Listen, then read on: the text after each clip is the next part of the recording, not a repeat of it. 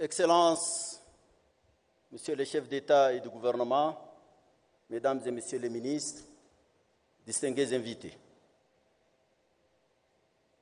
Il y a 61 ans, naissait l'Organisation de l'Unité africaine, actuellement Union africaine.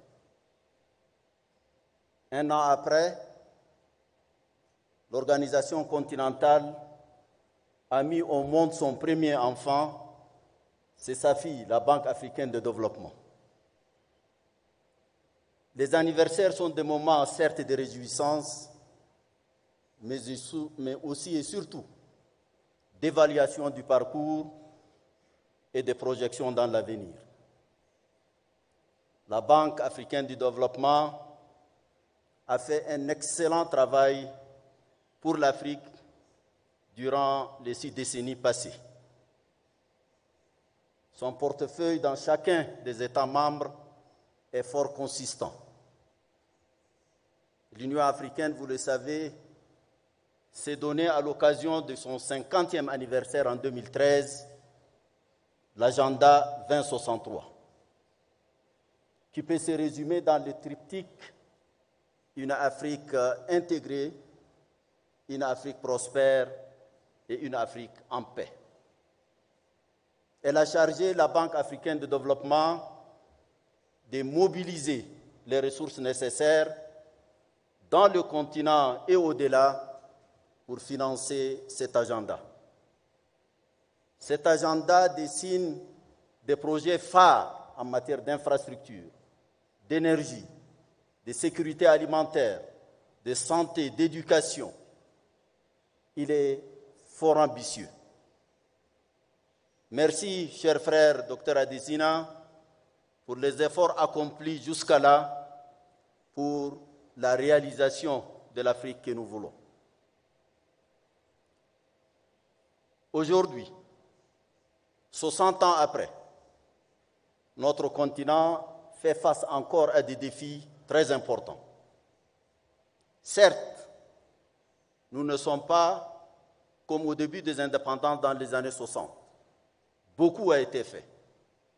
Mais je crois que l'autosatisfaction n'est pas de mise. De même, l'autoflagellation. Il faut trouver donc la juste appréciation entre les deux. L'Afrique aujourd'hui reste un continent qui a de sérieux problèmes de manque d'infrastructures. Nous avons lancé la zone de libre-échange continentale. Le président Sassou Nguesso l'a dit, elle ne pourrait jamais être effective tant que physiquement on ne peut pas connecter les différentes parties du continent. Donc, les défis importants restent celui des infrastructures. L'Union africaine a mis en place une institution spécialisée qui est l'ODANEPAD en la matière et travaille main dans la main, entre autres avec la Banque africaine de développement. L'énergie, cela a aussi été dit. Près de 600 millions d'Africains ne connaissent pas encore l'électricité. Comment on peut envisager un développement réel sans l'énergie? Un autre très grand défi, et je suis heureux,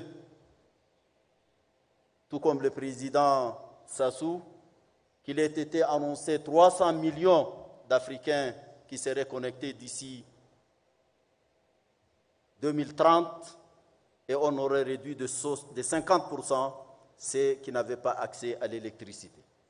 C'est un défi majeur et j'encourage fortement la Banque africaine de développement à s'investir davantage. La BAD ne peut pas faire mieux si elle n'a pas d'abord le soutien des États membres. Soutien financier et surtout soutien politique qui doit lui permettre d'occuper sa place et toute sa place pour le progrès dans ce continent. Un autre phénomène annihile un peu les efforts dans le continent africain, c'est la question de paix et de stabilité. L'Union africaine a revitalisé son fonds de la paix Aujourd'hui, nous avoisinons les 400 millions de dollars, ce qui va nous permettre de travailler un peu dans l'amélioration. Mais l'Afrique est touchée également par le phénomène du terrorisme, qui est une menace à la paix et à la sécurité internationale. Et ça, vous le savez, cela est du ressort du Conseil de sécurité des Nations Unies. Heureusement qu'il y a l'année dernière une résolution qui s'engage à financer 75% des opérations de paix menées par l'Union africaine, notamment dans la lutte contre le terrorisme dans le continent africain. Il reste 25% de gaps à trouver également pour financer à 100% la paix et la stabilité dans le continent africain. Je souhaite, et la BAD a déjà commencé à le faire, à penser au financement de la sécurité. Si on n'a pas la sécurité, on n'a pas l'instabilité, eh bien, nous n'allons jamais améliorer notre notation, et c'est là, vous les professionnels, vous le savez très bien, sur les narratifs et sur la situation donc, de notre continent. C'est un défi majeur sur lequel il faut absolument réfléchir.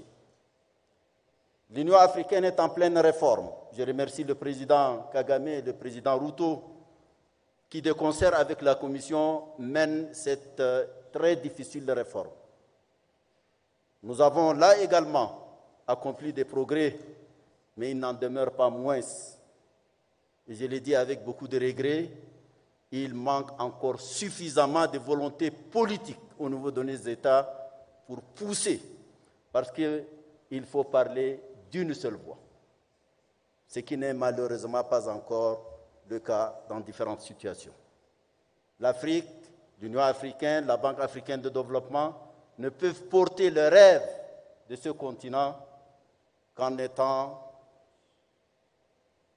unis, intégrés et parlant d'une seule voix. Dans un monde qui, vous le savez, est